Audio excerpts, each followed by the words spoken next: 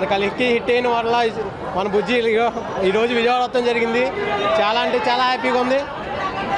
చాలా అంటే చాలా హ్యాపీగా ఉంది. ఇదిగో ఇంత వర్షం కూడా జనాలు ఇలా వస్తామంటే మన ప్రభాస్ ఫ్యాన్స్ తెలుసు కదా, రెబల్ స్టార్స్ అంటే మామూలుగా ఉండదు. మరి ఈరోజు నేను చాలా హ్యాపీగా ఫీల్ అవుతున్నాను. మన విజయవాడలో ఎంతకన్నా ప్రౌడ్ ఏముంటుంది చెప్పండి. రేపు పొద్దున అలాగే భీమవరం కూడా వస్తుంది.